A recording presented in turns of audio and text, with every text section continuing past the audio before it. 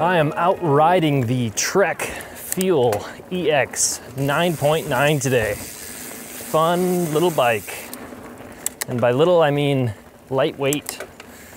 It's got 140 mil fork in the front, 130 mil travel in the rear.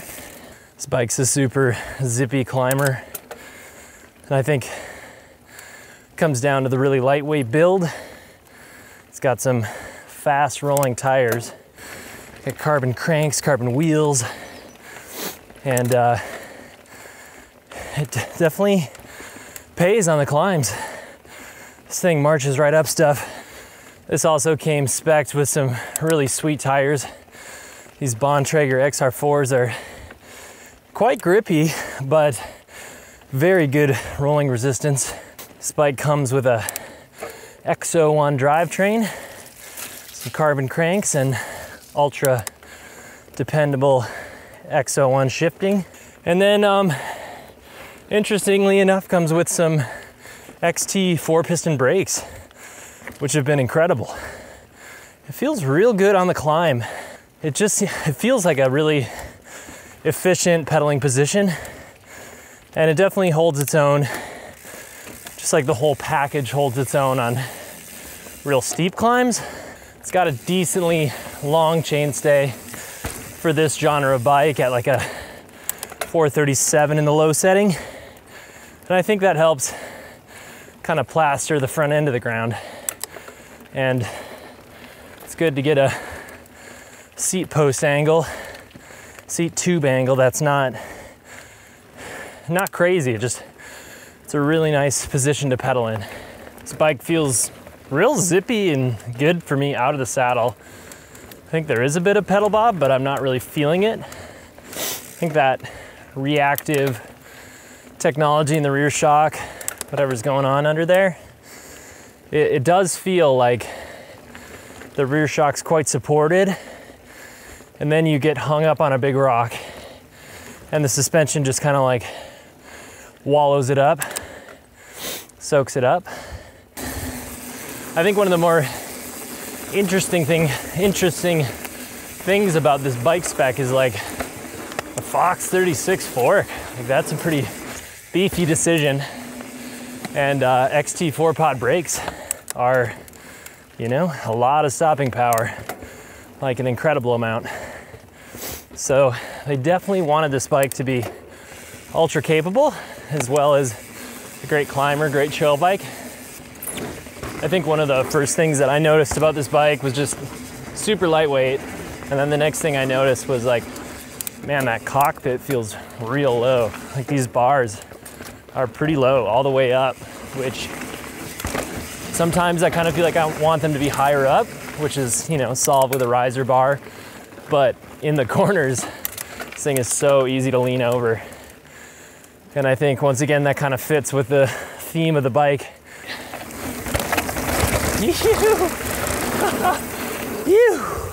So easy to pop this thing, no problem. This side of the mountain's just filled with trails that are quite technical and hard to hold your speed through. But if you have the skill to hold your speed through them, they're really fun. And this bike is definitely the ticket to giving you a little help. Yeah, these tires are really a bit of a unicorn. God, this bike just chews this stuff up. These tires are just bigger volume because they're 2.6 inch, but fast rolling speeds, and they don't feel like they're just rolling over all the time. This bike is definitely giving me an edge on this trail. It's super technical, and you gotta put the bike exactly where you want it.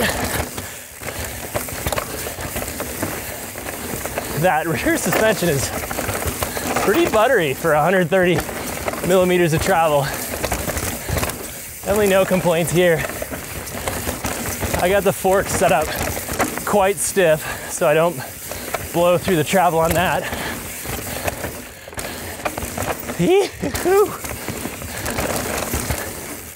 Oh my gosh, definitely holding some good speed through the tech today. I mean, this bike is just fun. It's just, it doesn't fight you. It's so lightweight, encourages you to pop over things a little bit harder. I've noticed I can kind of, tight corner. I can kind of get a little messy with the way I weight the bike climbing out of the saddle, because that big fat tire just generates tons of traction. Time for a little bit more relaxing downhill. Dang. Yeah, this thing is real lively off jumps. Holy crap. So lightweight. This bike certainly does have the feeling of a longer wheelbase. Feels really stable forward and back. And it's so lightweight that it's still pretty easy to throw around corners. But yeah, this bike is quite a bit more stable front to rear than I thought it was going to be.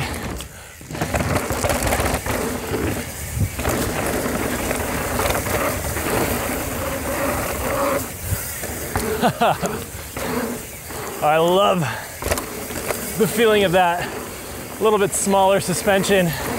When you push on it, there's just so much more support. Woo, woo, woo.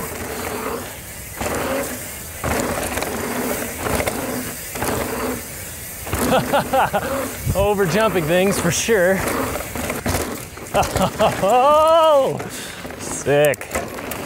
These tires really are kind of something special. I'm surprised they don't fold over. They're quite stable, but they're higher volume, so they soak up the bumps. Jesus, this thing just gets so much air.